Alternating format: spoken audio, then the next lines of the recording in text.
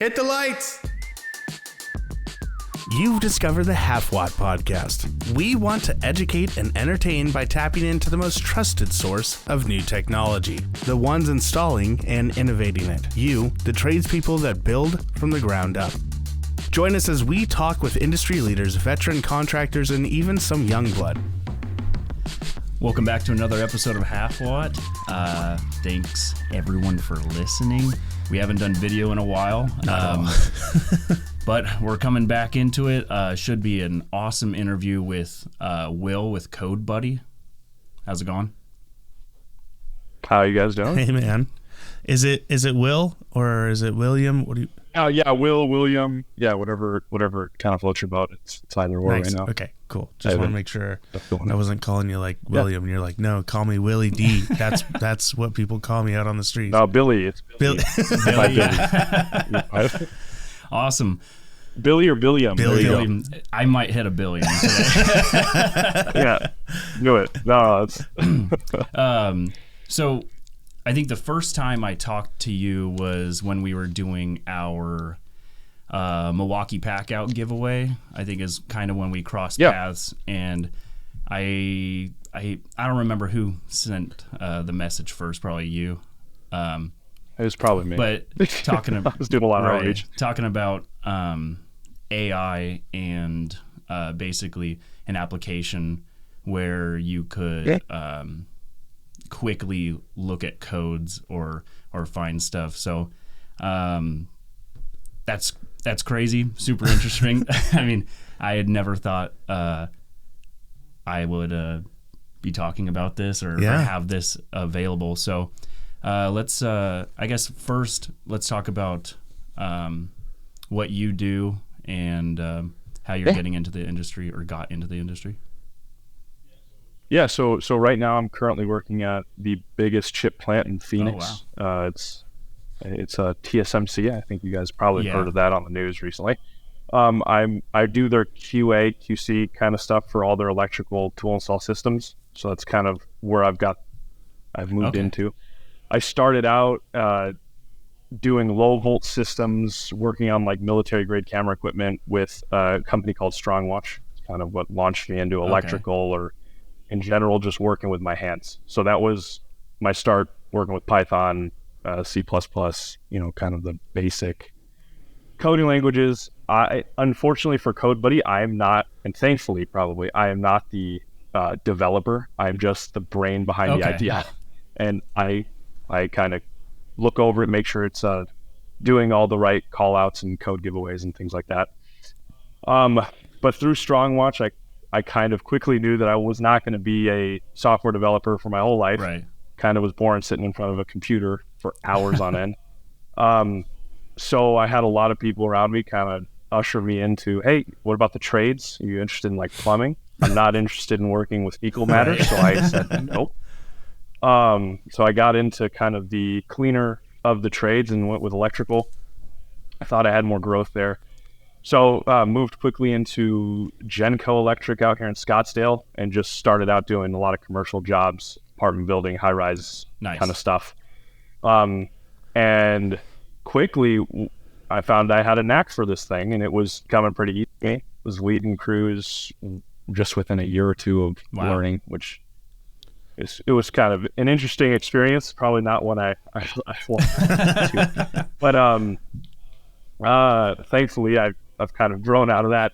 And then I got into the apprenticeship like really soon after that. Went in with Arizona Builders Alliance. So that's one of the bigger ones out here in Arizona. And then after about 2.5 years of being with Genco, it was time to move on. Fortunately, pay and stuff didn't work out, and moved on to another company out here, a bigger one, actually out in the kind of the southwestern side called Forbins Electric. I don't know if you gentlemen heard of that one. It's a bigger outfit. Okay.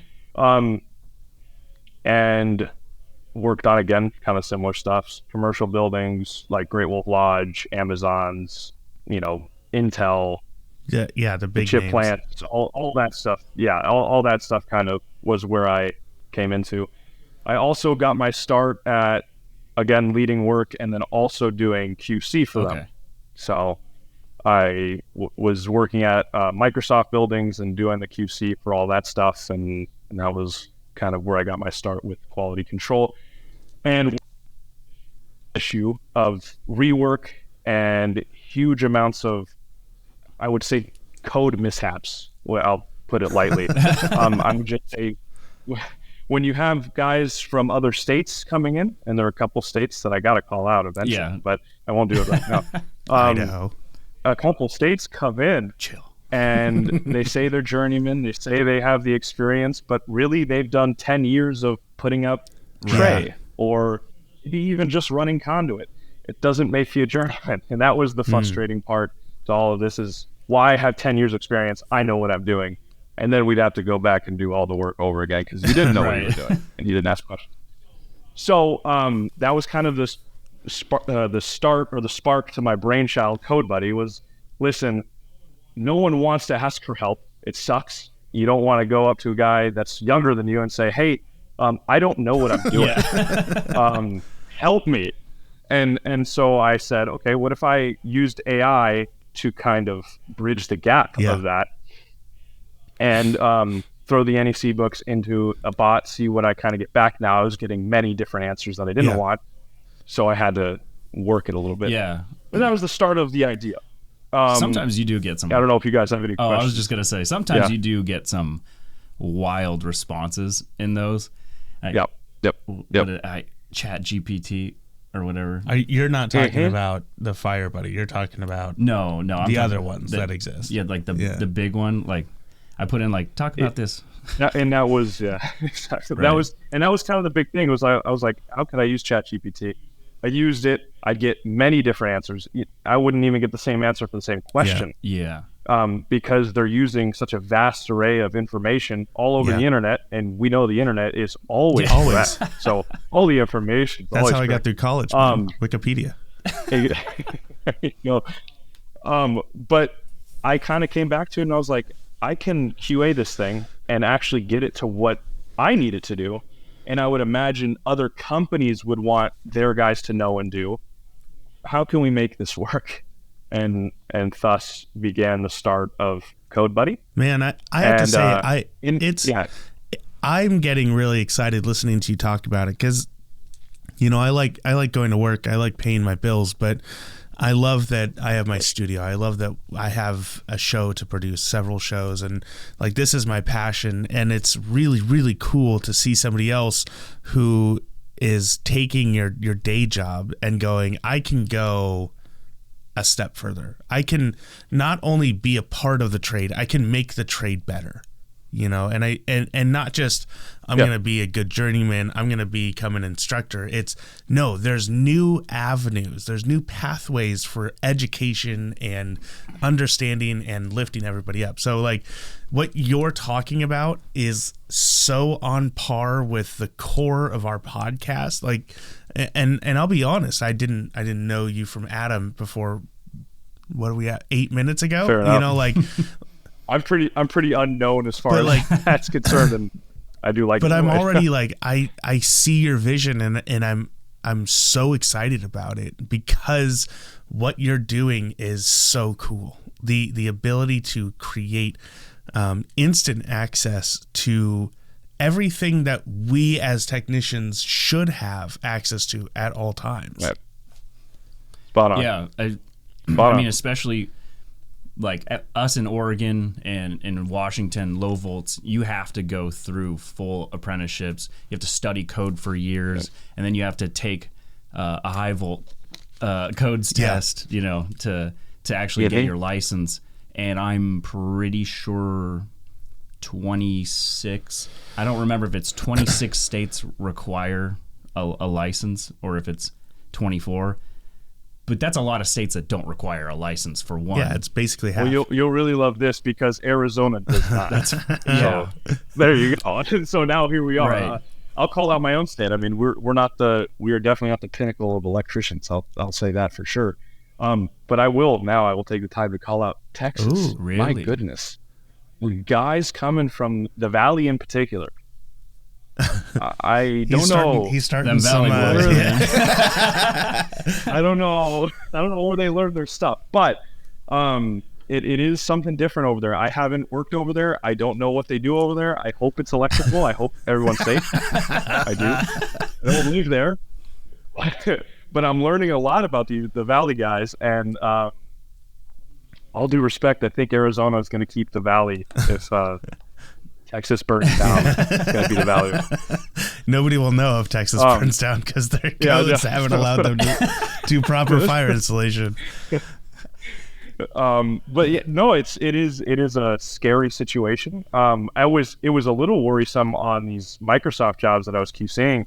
I mean, massive mistakes on a lot of installation, a lot of rework, a lot of not realizing that guys in the field aren't properly trained. And so when you're throwing guys who are improperly trained on things that you need to be highly trained for, you're going to get great quality stuff. There's such a crazy step up in our industry, right? Like you go from data where you can almost do anything, nobody cares, right? Because it's like, it's cat, who cares?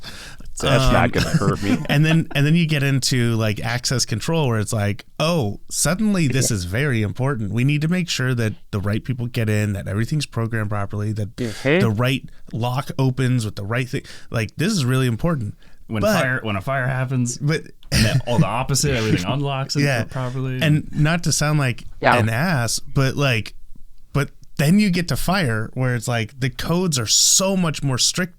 You have to pay attention to every. You can't just like I found so many splices that are just hanging out in a ceiling, right? And it's like the first thing that comes to my mind is like, dude, we're not access. We can't just put spices wherever we want. We have to put them in boxes. We have to protect them. We also have to put them in boxes. Well, if I had an AI chat, I would have known that. No, it's bad. I mean, even to the extent of bonding and grounding. The most basic of importance to understand is that section of the NEC. I would venture to guess that probably. Right now, I'll say the young electricians, I'll say Gen Z, because that's where I am, don't know at all the NEC. Your journeymen that are coming up now do not know the NEC, do not understand grounding and bonding, what to do. Yeah, at all. So can I ask, you've been working on this for a bit. What are the books that your AI, what is it called again? Code Buddy? Yeah. It's Code Buddy. So what are the sources that Code Buddy is utilizing? What would I be able to look up? So you would be having access to 2017 NEC and 2023 NEC currently, and 2020. Those are our three right now. Those are the three that are utilized throughout the states. So that's state law, which we can now use as information. So legally, if you have three different versions of code, does it like tell you like, hey, this information is coming from 17? Yeah, so it will pull up. So specifically, it reverts back to 2017, which is the most used in the States, I believe, currently. And then if you have a specific question in another book, you can actually queue it to say, hey, 2023, what does it say about this? Does it change? Wow. Very cool. And it will give you an answer as to whether or not those things have changed. So you do have to do a little bit more. You can't just take it at face value necessarily, right? If you say, how long does the termination need to be inside of the box, and it says, oh, it's got to be 6 inches, and if you just leave it at that, you don't know that in 2023 they changed it to 8 inches or whatever. I don't know if that's the code. I'm not making that stuff, but well, so the minor changes are not going to affect those, but there's from year to year code really change. The things that are changing in the code, or I would argue, please take this again. I would argue are more of donor preferences. So people are throwing money at something and they want their specific item involved in the code. We're getting into the nitty-gritty on this now. I know. I won't try and go any more controversial into that. But there's a reason why NFPA doesn't make a ton of money. Where do they make the money from? I don't know. We'll have to find out later. But where the changes happen are usually in bonding and grounding. So the most important section of the code is usually the one that people or that you're seeing the most changes in, and the most beefing. Does that make sense? Do you think that that's because it's changed so much, people just kind of disregard it a little bit when they're going through it? I think it's an over as far as bonding and grounding. I think it's an over cautious, because as I'm seeing, at least in the industry, it's going downhill with quality work. So how I view it right now is, if I can keep the guys safe who is going into it later with bonding and grounding and properly terminating and things like that, then that's where we got to focus on. I can't force you guys to make your work look the cleanest, but I can force you to at least keep it to a safe level. Yeah. And so there's mitigation there. That is really the most important. I think that's the most important part. That's the reason that the code book exists. It's not. I don't know. I like when something looks pretty over being safe. No. but well, usually when it's pretty, it is safe. That's kind of how I roll. Yeah. When we were, finishing our apprenticeship, we're at the school, and they told us a million times the codes and like getting your license doesn't mean you're a good electrician. It means you're a competent, safe electrician. Like you know that you're not gonna kill somebody on accident or so. Spot on. Spot on. And the thing is about electrical is we're always learning. Like, this is just a business of always learning, and if you're not able to continue learning, you will be phased out. And you're seeing that with the older cats, which is why which is also part of the reason I brought this in. This can keep everyone up to date. This can keep everybody in the game to a relative extent. We're working on a couple different versions for a few different companies. That are specific to them. Right. More on the side of controls and testing and things like utilizing that. Utilizing their protocols for how they get their jobs done. Correct. Within your AI language. And putting job specs and different things into CodeBuddy to also go alongside with NEC. Cool. So that your guys out in the field aren't just going to code, but they're also superseding with job specs. That's the coolest thing. Oh my God. I'm nerding out so hard. That's so stinking cool. That's what I wanted. I'm listening to this. I'm like, of course, we all need you're creating the prototype for us to all have our own Cortana from Halo, Navi from Zelda. Like, I'm nerding out hard because I'm like, someday we're just gonna have this thing that's like, oh, this is how you want to do this, like a little clippy thing. And I think that's great. I think it's great that the ability to check yourself on that knowledge and to have that is going to be really, really useful. Exactly. And I'm hoping it keeps growing. I mean, at this point it's in the infancy. So that's, it's great to get on the podcast and actually spread the word about it. Get you guys excited about it. Maybe even looking at it, sending it to people. Yeah. Yes. At this point, it's a super fun project for me. I love working on it. I have all my QAs I work with in this building. I have all of them on it. They all love it. Some of the reviews on our site are from them. They said, throw my review on site. I want people to know about this. So I'm throwing it to companies I work with out there. They love it. It's just, I'm trying to get people used to using it. That's kind of the big thing. I think people have I think for me, like, one of my biggest things is always like, I want to make sure that what I'm saying is right. I don't want to be someone that just says something and just I assume I'm right. I want to make sure that I know what I'm talking about. And I've worked with so many people, an older generation especially, but there's young people that do it too, where it's just like, oh yeah, this is how it works. This is how it is.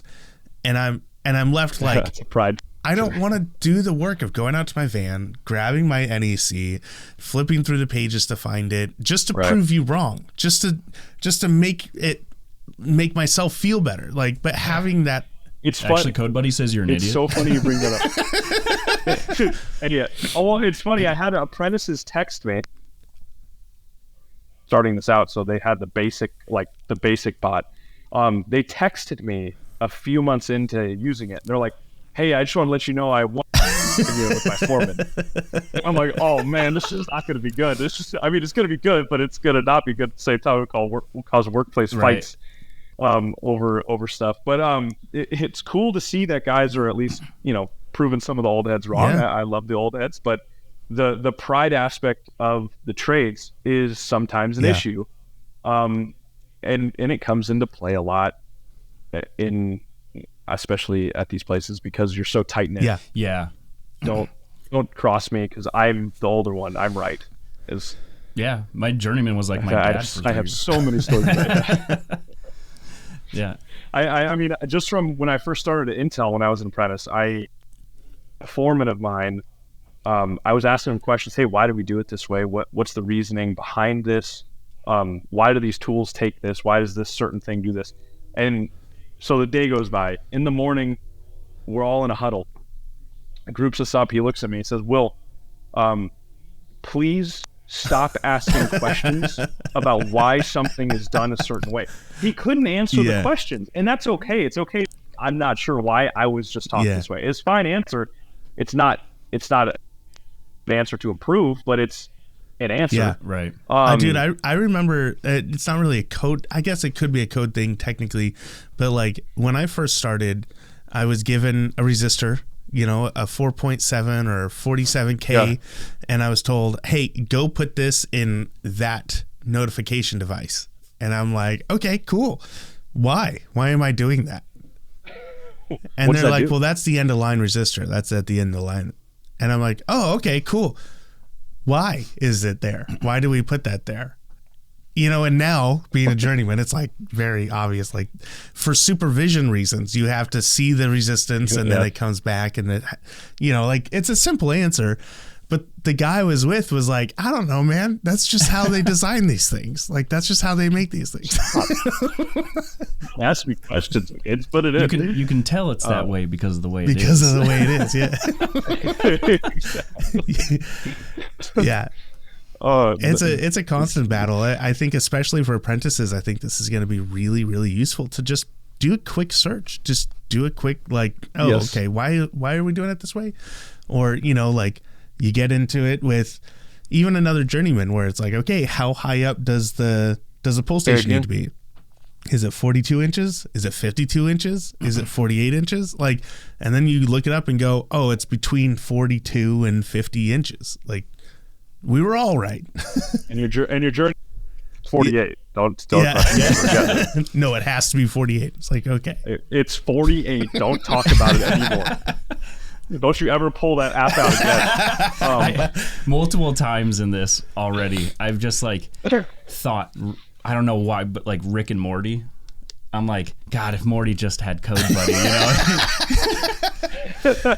It's just how it is, Morty. But why? Follow me, Good conversation. So, Billiam, you do QA for your day job is QA. Yes, sir. Sir. I'm the most hated. It is interesting to me because the way that I don't think I've ever had a QA person on a job site. Like we have to QA ourselves. What is that mindset like? When you're walking onto that job site. Ooh. Man, gentle. Learn how to be gentle. Again, like we talked about, prideful people are heavy in the trades. I think probably every single male in the trades is prideful. Sure. And that's great. Be prideful in your work. Care about your work. I love it. Don't be mad at me though when I tell you, hey, that's not right.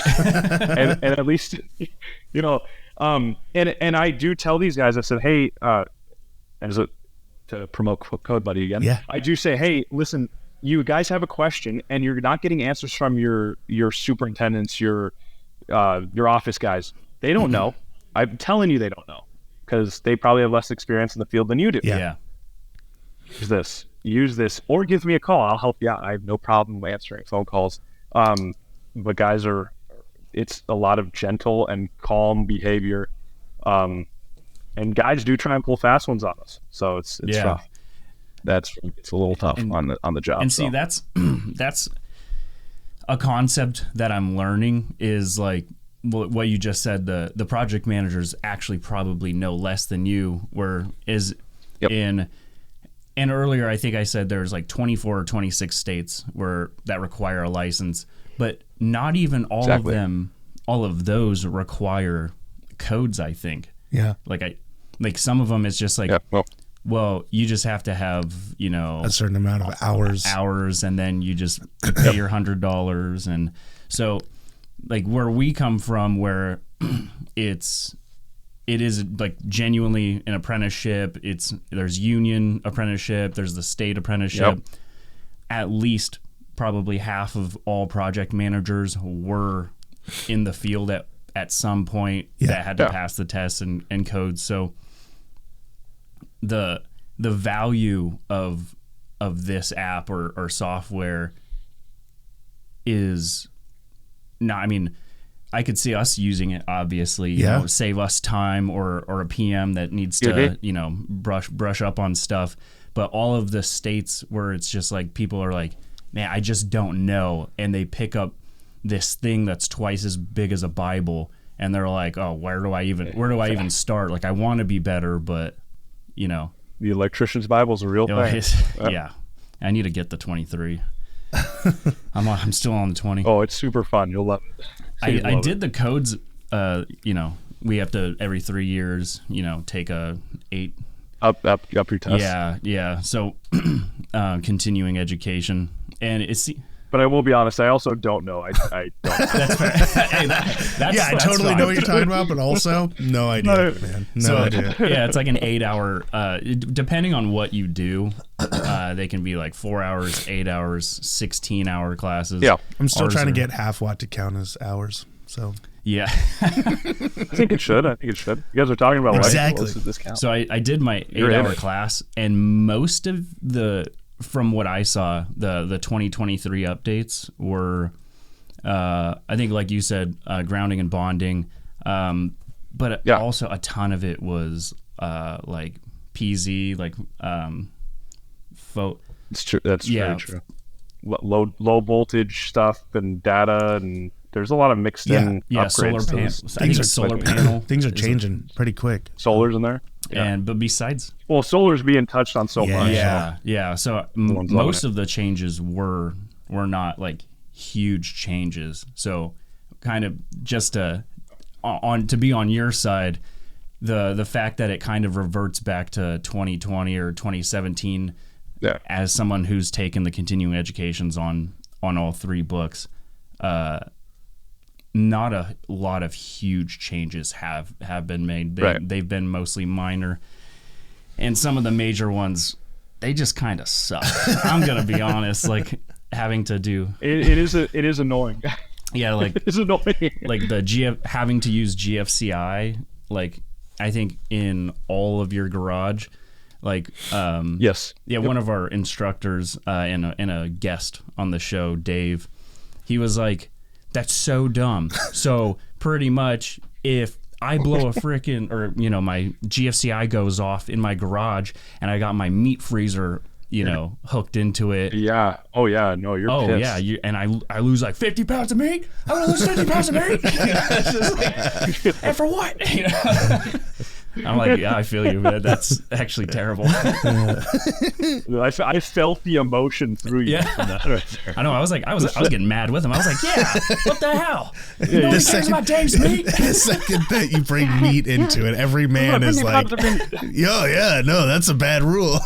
People that weren't part of the conversation, hey, what do you say? Yeah, what the hell? Meat? Who's losing meat? I had a question from a homeowner, which is funny. When I was still an apprentice, I was trying to get into home renovations. Yeah. Dumb idea. I will never. I don't think I'll ever go back to home renovations and working with homeowners. It's rough. Yeah. Much love to the homeowners out there, but it's rough. We're commercial too, but I won't do residential.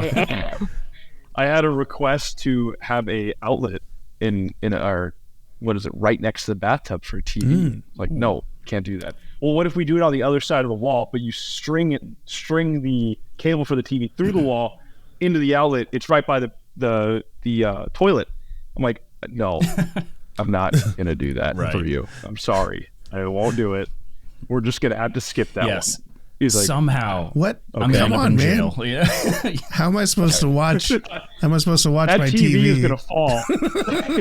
That TV is going to fall in your bathtub on you, regardless of electricity, and you're going to be upset with me for allowing you to do that. Get a smart mirror now. How am I supposed to? You can watch TV on your mirror now. How am I supposed to watch the Seahawks beat the Cardinals in my bathtub without? Oh man! Don't even get me started on sports. Come on. Sorry, I had to hit you with that one. You're good. I one time don't hurt me. I did a job where I put in this tiny room. I mean, like maybe 6x4, a tiny room, and I put my fire panel up on the wall, and then I came back to do the final inspection, and they had installed a utility sink. Underneath my panel, like directly underneath. Like I had to lift the panel door up to get it over the sink. You made a minor mistake. And I was like, hey guys, just so you're aware, we're not going to pass today. Like that's not happening now. And they're like, what are you talking about? So we lost. Yeah. I was like, the sink, there's a sink underneath my fire panel. They're like, there's nowhere else to put it. I was like, that's not my problem. I'm just telling you the marshal will not allow it. And they're like, well, let's just try anyway. I'm like, okay. Marshall shows up. First thing he looks at it, he's like, what the hell? Call me back when they move the sink. Yeah, I know, man. What is that? And then your fire panel looks great. Why is there a sink over it? And then they're like, well, can we move it to the left, on the wall to the left? I'm like, again, this is a 6 foot long room, 4 foot wide.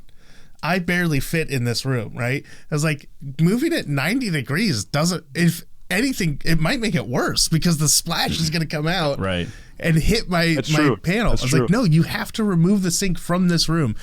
And it took them like 2 weeks of me being Are you sure we can't put the sink? Why are you trying to put it in there anyway? Here's their other one. They're like, can we move it to the wall on the opposite side of the room? Right. I was like, it's barely 6 feet away, but that's not the problem. Problem is high voltage is on the other side of the room. So it's an even worse idea. Yes. No. Yeah. Oh. I know that feeling. I know the feeling. Even in commercial. It's rough stuff, man. It's rough here. Where'd you guys end up putting that sink? Some dude named Carl stands up. He's like, in my cubicle. Thanks, fire guy. It's right here. It's right here. So I got a couple of questions that are maybe a little bit harder hitting, and nice. I don't want this to sound like I'm trying too hard to antagonize you, but there is a lot of stigma that comes along with AI, right? Mm-hmm. In the art field, you've got AI that is taking from artists without their permission. Right, and then creates new art, and it's basically plagiarism. You've got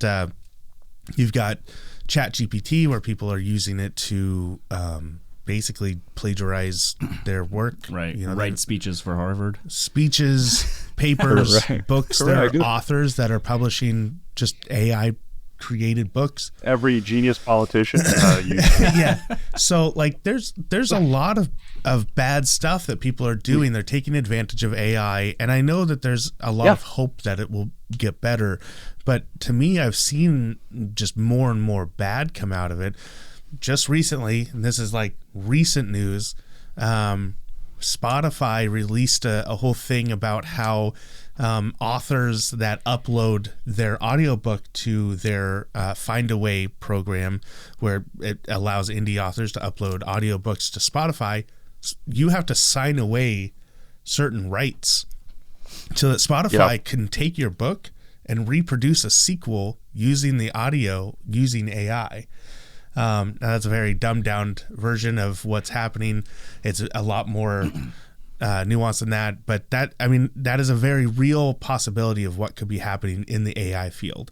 Sure. You're creating AI to plagiarize the NEC. No, with the intent.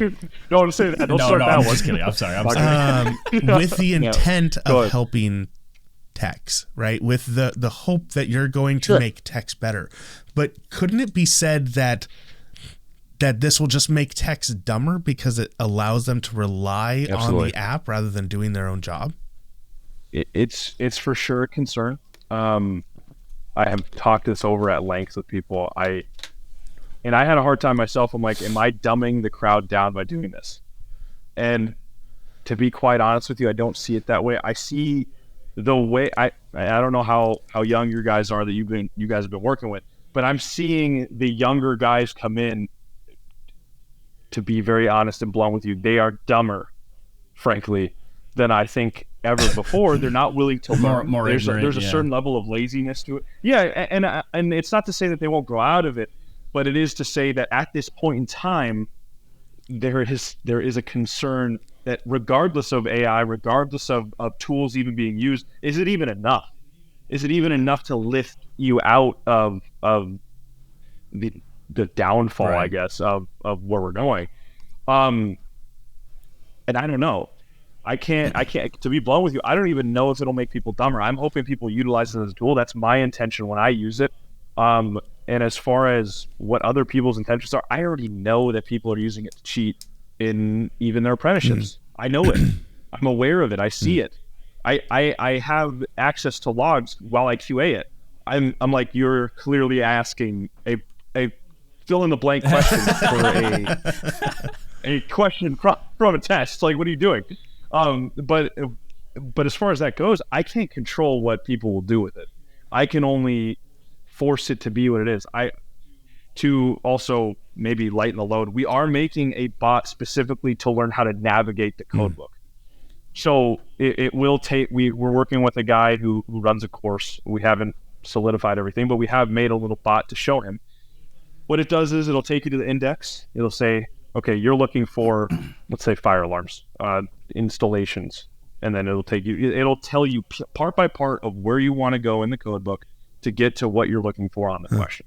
So you ask it a question on a journeyman's test, for example, and it'll take you part by part to find the answer in the NEC. That's our like little that's our teaching bot, I guess, is what we're trying to utilize on us. Because you can't take the AI into a test, right? Thankfully, for a journeyman's test. And that's what I was. Yeah. So, go ahead. Sorry. So regardless of making people dumber, you can't cheat the system currently. You may in the future, but you can't currently cheat it. And that's what I'm thankful for, is that while this is all getting figured out, we still have in-person tests. You can't take your tech. I can't take my phone in with me and, hey, I got my book on my phone. You can't do that yet. So there is some good to that. Yeah, and that's, I thought that was a really good question, because I was 6 good thoughts, and then the one negative thought was like, but it's the argument, like, is this ultimately worse for the younger guys that are coming in? And while you were talking, I'm glad that you got to you can't bring it into the test, because as you were talking, I was like, well, technically you're dumb if you're doing that in your apprenticeship classes, because you're not going to be able to walk into that very monitored state test room. Like, so you're only hurting yourself by not actually doing the work, and it will absolutely catch up to you. So it's just like everything else, drink responsibly, you use it responsibly. Well, and in that same tone, if you are that guy that's pulling out Code Buddy every time you need to prove someone wrong on a code question, you're just that guy that doesn't really know much. You're okay. And I was, wow, you proved me wrong. Great. I was gonna follow it up with, like, back in the day, and not even back in the day. I mean, like, not even that far back. It was last week. When I was an apprentice, there was a point where people would be like, "Yeah, hey, your job is gonna be here at this place," and I'm like, "Okay," and they're like, I was like, "So what's the address?" And they're like, "Oh, it's just Southeast 181st in Stark," and I'm like, okay, yeah, but where is that? Like, I don't know where that is. I don't know. What's the address? Just give me the address so I can go put it in my GPS. And they're like, why do you need a GPS? Just go to 181st and start, and you'll be fine. And and the way that their brains worked was before GPS, you just knew where places were. Like, you go to them enough, you knew the city, you drove around the city, you knew the city well enough that you can get to anywhere by knowing some cross streets. Now, I don't even have to open GPS. I just push a button on my tech portal and it opens GPS and tells me where to go. Like it's so easy for me to just get from point A to point B, and I just have my little hook, and my Bluetooth says, ding, on the next exit, take a left, right? And then I don't learn the city as well. Like, it's taken me a long time. My own home city, I'm like, I'm kind of figuring this out, because GPS has made it so that I don't have to know where I'm going. I just need to follow my little portal to where it's taking me. And I feel like that could lead to, it could be the same idea that we could see with code, where, you know, right now you need to know what you're talking about. You go, it needs to be 48 inches. Don't question me. This is what I know. This is where it's at. And if you need to, you can go check the code book and find out. But I know that this is the code. And then we get to 10, 20 years down the road with AI, where it's like, I don't know, just open up Code Buddy and check and see what we need to do. And you never, like, will be people who integrate that into their knowledge base, and they have that foundation. But there are people like me who are stupid and go, I don't need to remember this. I have Code Buddy. Right. Well, I mean, I guess there's another aspect to this, maybe not the best argument, but there is a certain artisan level to electrical. Yeah. You know, pipe bending, when you see some good pipe bending, you're like, that guy knows. That guy knows 100%. Stuff. And nowadays, I'm telling you, QAing pipe in this building is a nightmare. Is a nightmare. Like, nothing's level, nothing's plumb. An offset is not an offset. I don't think you guys can even understand fully what I'm saying. I might not be able to. I'm serious. It's not an offset. It's something. It's 90s aren't 90s. It's pipe. I mean, you got pipe there. You know, I'm seeing more and more use of seal type because it's easier to manipulate than pipe. Yeah. I mean, that's kind of the scary thing for me, is like, the thing I love, the thing that really made me worth the money, was eventually that no one my age, and all the older guys were aging out. They didn't want to bend pipe anymore. So they were like, hey, Will, go bend the 3-inch, go bend the bigger stuff, because I don't do that anymore. I'm not going to do that. And then I have a younger guy with me who's like, what's that? How do you do that? Why? And I'm explaining everything to him. But then you have Billy. Yeah. There you go. Billy over down the way, who's like, I don't really know why I do this, to the younger guy. And the younger guy's like, oh, okay. Yeah. And doesn't ever learn, because he doesn't have the mind for it to watch it and say, okay, he's doing this to eventually get to this outcome. And it's just not connecting anymore. There's nothing there's a lot of connections that are missed, and it's not just because people are dumb. People just don't care. I think you're totally right. I think there is a lost art form to conduit bending, genuinely, because even in and terminations, I will tell you that. Do you do much conduit bending games? I didn't want to interrupt your story, but I was like, I'm not proud of it. But before I got to the point where I was like, I can do some basic conduit, like I can do like one run. Can I do like 7, like all next to each other, looking like the Sistine Chapel? Absolutely not. And I can. Heck yeah, in the beginning, big. And what your guys might, or not your guys, but you know, whether you guys are subbing or whatever the conduit, they should just buy pre-made 90s, because they do that now. Okay, that's good. That's even with 3/4 though. That's what's scary. 3/4 is being done with pre-made 90s. That scares me. No, it's not great. 3/4. Yeah. I mean, we would bend 90s. We'd bend offsets. We'd bend at shepherd's hooks. Everything on a lumpy floor. And we'd get it right. And now I'm seeing guys can't even bend on a straight surface. They know they has lines on it, right? It has like levels. No one knows level lines. Those lines are hard to see. I can't tell what that is. That's what I hear. There's also I bend pipe, which is a huge, nice little benefit app that people use nowadays. And again, it's like the same argument. Did that take away from the skill of pipe bending? Does that they're tools, right? And if you don't want to use tools to benefit you, then that me as the co-owner of Code Buddy, I can't change you and say, hey, wake up, losing it, you're losing it. It's just I don't know, man. You can put in like TikTok has it now, where every once in a while, if you're scrolling through TikTok, it'll be like, hey, you've been scrolling for a while, maybe take a break. You should put that into your app where it's like, hey, you've used this a lot lately, maybe go pick up the book. 5 hours today. Get off. Oh my God. Go read a Mike Holt book, please, right now. Dude, go and to also a bookstore. And also to maybe ease your concerns with the enterprise version that we have, we're selling to companies. We are offering the ability to send the CEO, the project manager, whoever is over the site, what people on that site are having trouble with or searching or are having issue with, so that company, if they so see it beneficial, could put money towards training their guys on that certain subject. Cool. That's good. Bonding and grounding, pipe bending, things like that. So we can actually get guys up to par on these things without having to look up on Code Buddy. What it reminds me of was my journeyman that I had, for the, 3.5 years of my apprenticeship. For like the first year and a half, I wasn't allowed to use, this is going to sound funny, like power tools. Like if I needed to cut something, I could use like a saw.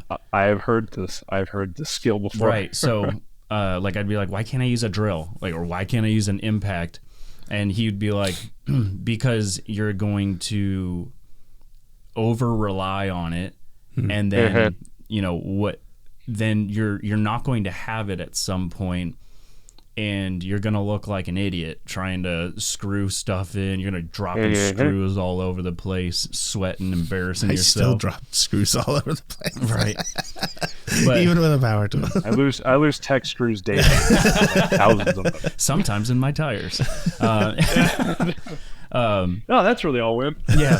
Oh my, that actually did happen once. I dropped like 9 tech screws. I think out of one pocket, and then like 13 out of another. Oh yeah. Thank God they were the 1/2 inch ones. So didn't go through. So I get home. And you've got studded tires. I was like, oh shit, watch out, snow! Like I had over 20 tech screws just, and heck yeah, God, this sucks. I go to Les Schwab or whatever. Actually, it wasn't Les Schwab; they don't pay us.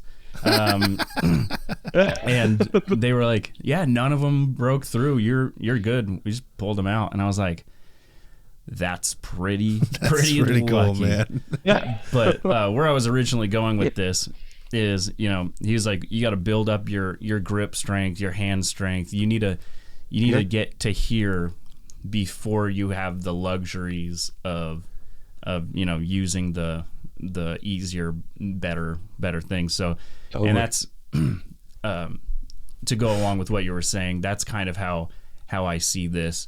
If you're in a state like ours where you're supposed to be studying the code book, you need to learn this. Honestly, the anxiety, I probably shouldn't say that, the stress of like, oh shit, am I gonna pass this journeyman exam? I'm so I'm so scared. I think that's gonna that should be carrying you to use the book and do all those. Yeah, but I mean, I'm just kidding.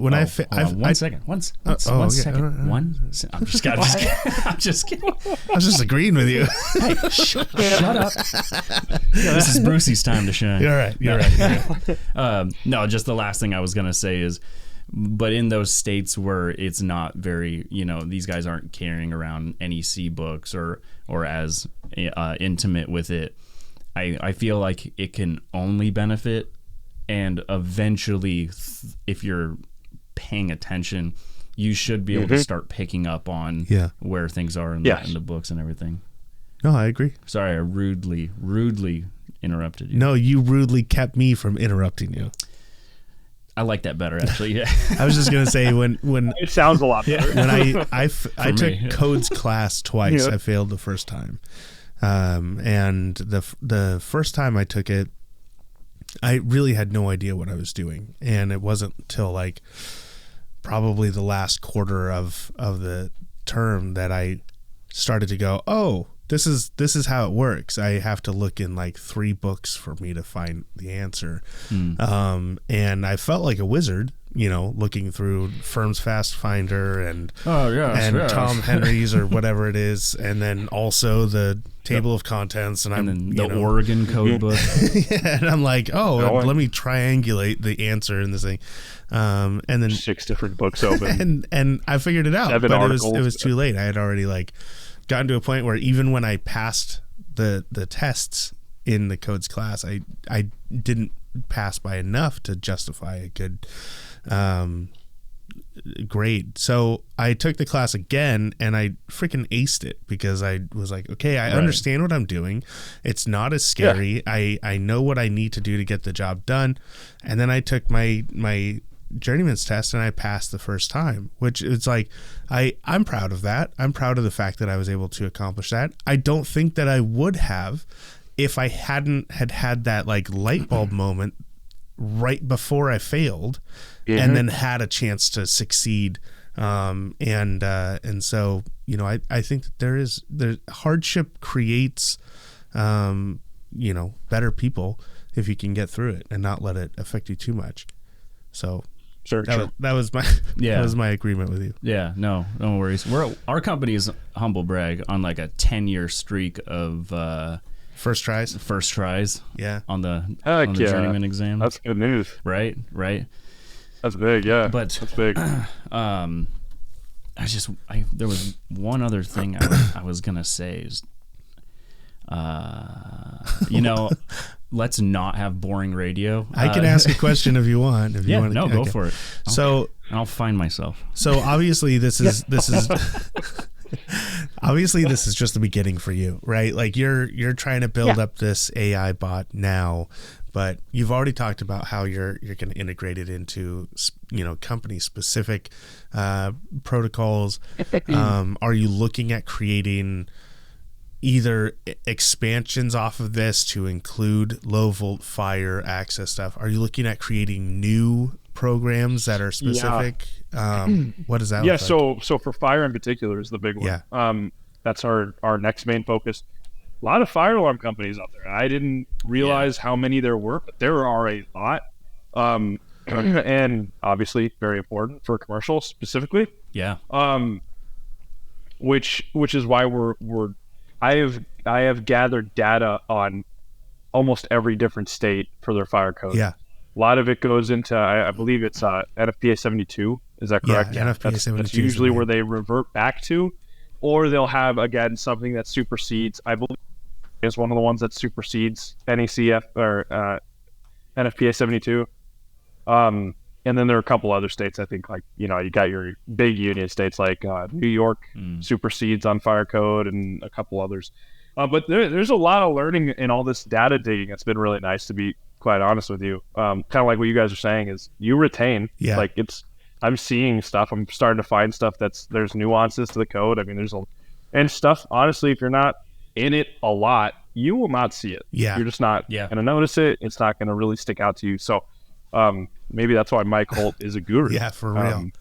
That's why he makes the money. I get so tired. My number one complaint with code and with running jobs is I get so tired of people pulling these codes out of nowhere that, like, one of the examples was there's a long hallway, and they had put on the plans, they had put 3 notification devices, and I had done the math, I'd walked it out, I was like, we only need 2, like, we don't need 3, we're not putting in the 3rd one. And then I had people come back and go, no, we have to have the 3rd one over by the door, because you have to have a notification device within 15 feet of an emergency exit. And I'm like, where does that live? I have never heard that before. Check this out. You're making this up. stop changing the rules on me. And I think that's why I'm interested in this more than anything, because it's moments like that when I feel like the game is being changed, the rules are being changed, and I don't even get mad because I want to be right. I just get mad because I want to be the best technician I can be. I want to be as efficient as possible. I don't want people to come in and go, oh yeah, there's this code that you have to worry about. Well, there's also a certain level of money saving. I mean, if you don't have to install that, one, you're saving man hours, and two, you're saving, of course, equipment and material hours or material costs. And another thing that I've advertised, and something I actually used when I was trying to get jobs myself, I would say as an advertisement, I'm using technology to further advance my installations and properly get everything up to code. And people nowadays, customers hear that and they're all over it. They're all about that. They love the technology aspect. They trust technology. Customers nowadays trust technology more than they trust anyone who's been in the trade for 10 to 20 years at all. Like, you AI? I trust AI. You got the job. Done deal, dude. You're in for it. It's easy money. And that has happened. Yeah. It is unfortunate. I'm not offended by it. I get the job. Yeah, I mean, you're the one that programmed it, so it's still kind of that thing where it's a concern where customers are like, oh, you rely on AI. I trust you way more. Which is kind of wild. It is. But it's weird, right? It's kind of weird, especially with the AI craze right now, that people are still trusting technology to a way higher extent than they should. Yeah. Well, I think the idea is that technology is a collective of human intellect, right? And so, like, especially AI is a representation of that. AI is not even technically the right term, right? Because at this point we're feeding information into an algorithm more than anything.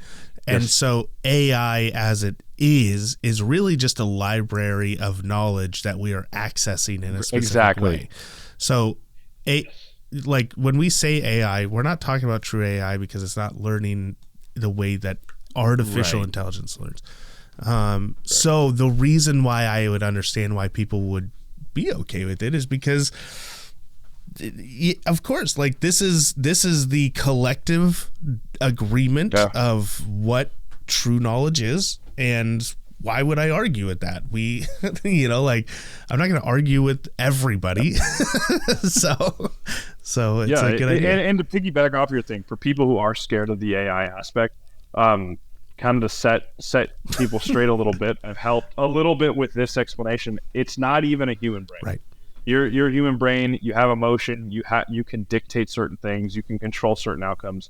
All an AI is doing is taking the information you're giving it and just giving you a feedback answer. Yeah. That's all it is. And your brain does it way more often and way faster than an AI can do it. It takes you longer to go through a code book, but to have a physical response and to change something, humans are by far better at it than a robot or an AI right now. So like let's not jump the gun on the fear of bots taking our jobs yet, or AI is going to control everything soon, all that stuff. I mean, it's like not that crazy yet. Luckily, I mean, there are two, just right off the bat, two trades that can't get replaced by robots and AI, at least not in our lifetimes, and it is electrical and toilet making.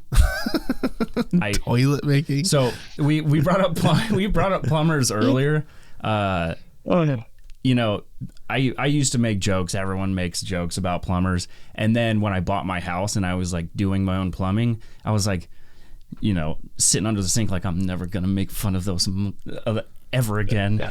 I'm like, I have such a high respect for these guys. This sucks. And they go into work every single day. They're heroes. I mean, they're like, it's like firefighters and then plumbers. With that being said, I had a buddy over who he was a plumber in the Navy, and he does plumbing for all of his buddies.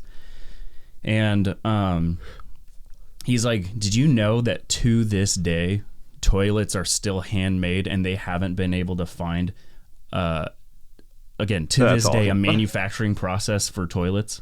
What? Yeah. That is awesome. That's why, like, and they're like snowflakes. Like, no two toilets are the same.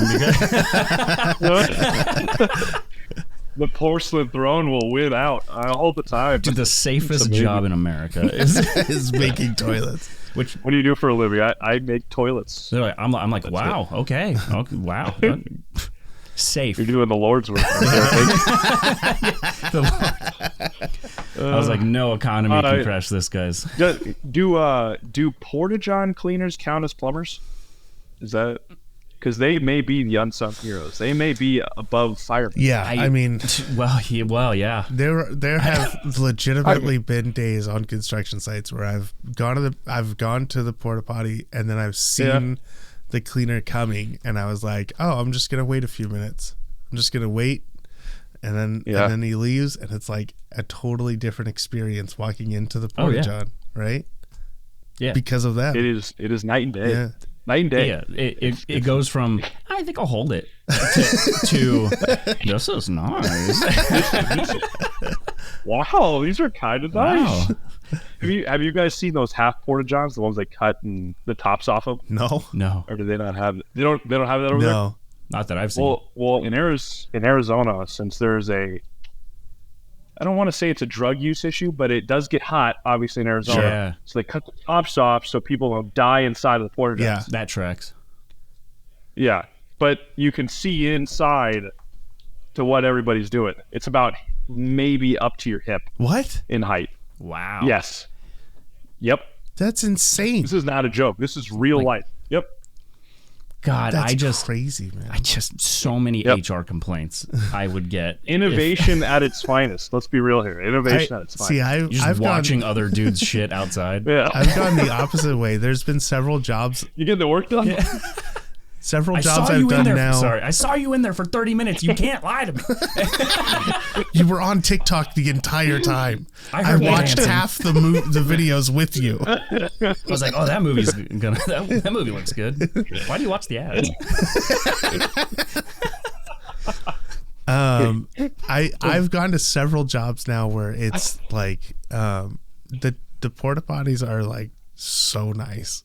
Like they're the kind that are like trailers, and so you like walk up. Oh yeah, nice. Those are like really it's nice. Playing jazz music inside, right? And like I'm like, bro, if they put this on a construction site, this would be the hangout area. Everybody would just be going to the bathroom. A little AC unit there. Yeah. If it senses you, a little AC unit. If it senses you at the urinal for too long, it automatically turns on one of the faucets. You know, I'm just kidding. I made that up. It alerts your trade supervisor. They come find you. It analyzes your piss, and then it's like, all right, you need a bottle of water, bud. Dispense this for you. $1 has been deducted. Oh man, see, now you're talking the scary AI stuff. Yeah. Oh man. Yeah. No kidding. It's messy there. Well, one thing that I wanted to ask is because we were talking about state specific. Have you guys already added that stuff in? Like Oregon has a pretty decent sized like, because that, for anyone who is listening and doesn't know, the NEC is the baseline. Yep. You have to adhere to these no matter what, and then your state can have their own book that supersedes it. It can't be less stringent, obviously. Yeah, but it can be more for sure. It's always more.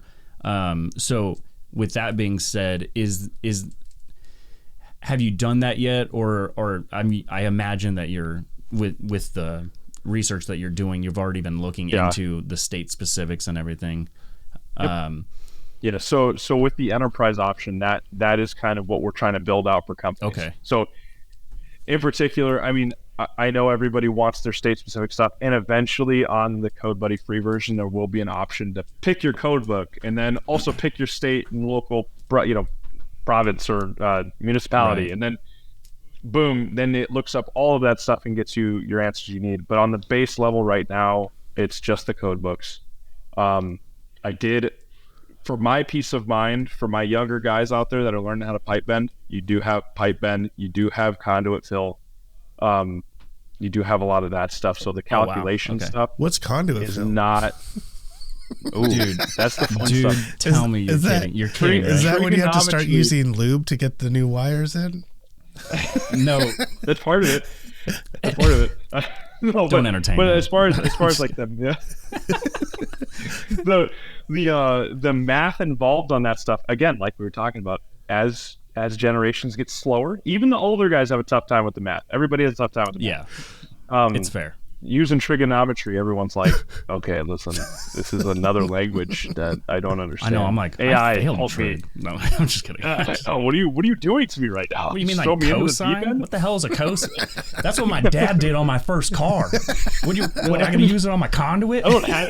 That's not a calculator? What? I didn't even use this in high school. Speaking of tangents, we go off on one right now. My wife.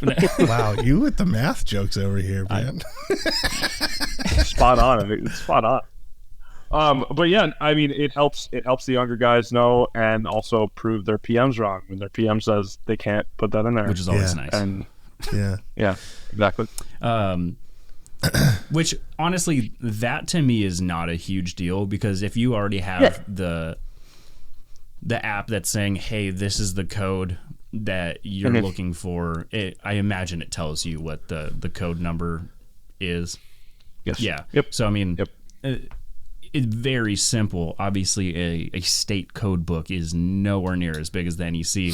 So if it says 250.120 or whatever, you can just take your Oregon State packet, go 3 pages to 250. Okay, it doesn't have anything branching off of that code. This is the code. This is what I do. This is what I use. Yeah. Does it have the ability to do the journeyman's response where you go, hey, do I have to do this? And the journeyman's response is, well, technically. Ooh, good idea. I think we're going to throw that in. The well technically clause of Code Buddy. Well, technically. But nobody actually does that. It's just a glasses with buck teeth emoji. Actually. Well, actually. You can use my face for that if you want. I gotta start throwing this stuff in there. I gotta start little memes on Code Buddy when you request a question. Yeah. Actually, how many Cat 5 cables can I fit into this? Well, actually, we stopped using Cat 5, and it would be Cat 6. All the service codes. I mean, you regret asking that. All the service codes start with the meme of the emoji saluting. Thank you for your service. Thank you for your service. Thank you for your service. Anyways, back to your question.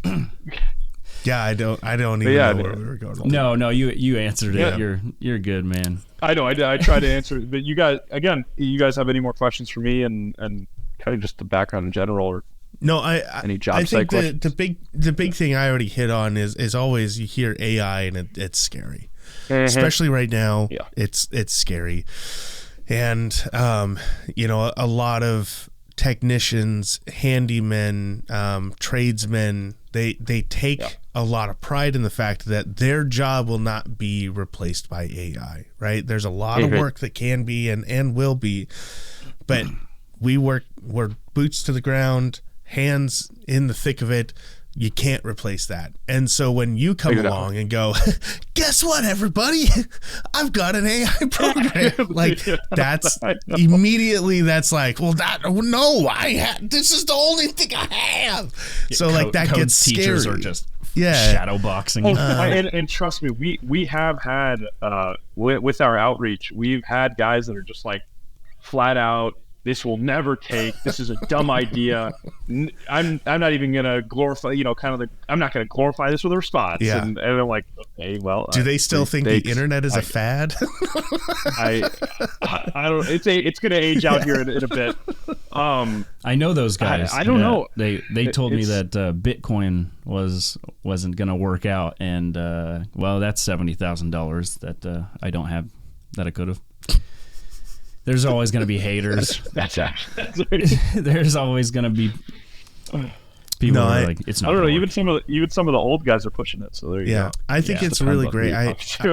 I'm genuinely excited about this project, and I'm hoping that you can see a lot of success here. I hope that we can be a part of that process as well. You know, whatever we can do to add to your voice to get the word out there. And I hope that you'll come back and tell more people about it. Yeah, absolutely. Where can people... I can come back and talk about other things. I don't need to talk about CodeBuddy every time. Clearly, we can just talk about Porta-Johns for an hour. So.